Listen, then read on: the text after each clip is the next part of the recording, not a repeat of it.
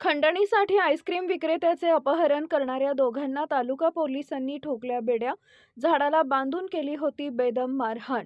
सुमित ढुरे आणि सचिन केदारे या सराईत गुन्हेगारांना 5 फेब्रुवारीपर्यंत पोलीस कोठडी.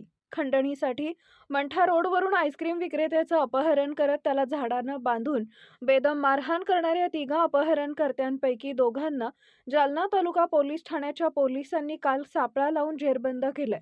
दरम्यान आज दुपारी न्यायालयात हजर केले असता न्यायालयानं त्यांना 5 दिवसांची पोलीस कोठडी सुनावली आहे. मंठा रोडवरील राममूर्ती फाट्याजवळ आईस्क्रीम विक्री करणाऱ्या नवरत्न पुरी या तरुणाचे त्याच्याच गाडीतून तिघांनी अपहरण करून आईस्क्रीम विक्रेत्या तरुणाला झाडाला बांधून अमानुष मारहाण करत वडिलांना फोन लावून 20,000ची खंडणी उकळल्याची धक्कादायक घटना उघडकीस आली होती.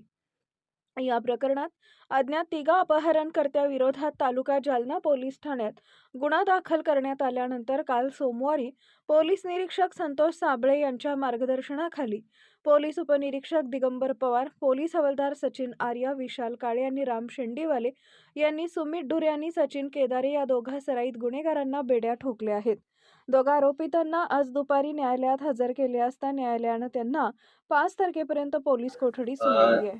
त्याला दुपारी 3 वाजेच्या सुमारास 3 जे तरुण आहेत साधारणतः 20 वर्षाच्या आसपासच्या वयातले त्या 3 तरुणांनी त्याला त्याच्याच गाडीमध्ये बसवून नेऊन जंगलामध्ये नेऊन त्याला मारहाण केली होती. त्याच्या गल्ल्यातील 500 रुपये, त्याचा मोबाईल घेऊन गेले होते. त्याचप्रमाणे त्याच्या वडिलाला जो फिर्यादी आहे नवरत्नपुरी याच्या वडिलाला मोबाईलवरती कॉल करून त्यांच्याकडनं 20,000 रुपये त्यांनी मागवून घेतले होते आणि ते त्यांनी विड्रॉल केलेले होते.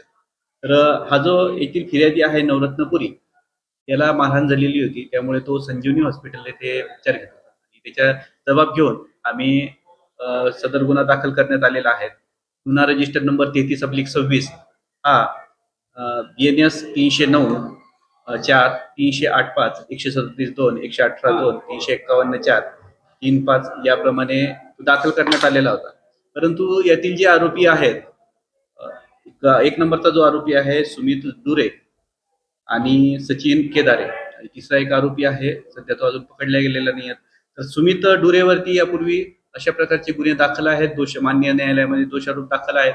त्यामुळे याच्यामध्ये आम्ही कलम 111 की संघटित गुन्हेगारीचं कलम आहे ते त्याच्यामध्ये वाढवण्यात आलेलं आहे. जे आरोपी आहेत अतिशय यापूर्वीचा त्यांचा गुन्हेगारीचा इतिहास असल्यामुळे त्यांना तांत्रिक विश्लेषण कसं केलं जातं याबाबतची यापूर्वीच माहिती होती, त्यामुळे त्यांनी मोबाईलचा वापर केलेला नव्हता. तर आपण गोपनीय जे आपले जे सूत्र आहेत किंवा गोपनीय बातमीदार आहेत यांच्याकडनं आपण माहिती घेतली आणि यातील जे 2 आरोपी आहेत सुमित ढुरे आणि सचिन केदारे यांना आपण काल अटक करण्यात आलेला आहे. यामध्ये PSI पवार, पोलीस हवालदार सचिन आर्य, पोलीस हवालदार विशाल काळे, पोलीस अंमलदार राम शेंडीवाले यांनी अतिशय मेहनत घेऊन या 2 आरोपितांना शिताफीने अटक केलेली आहे आणि आज रोजी त्यांना मान्य न्यायालयामध्ये आपण हजर करीत आहोत.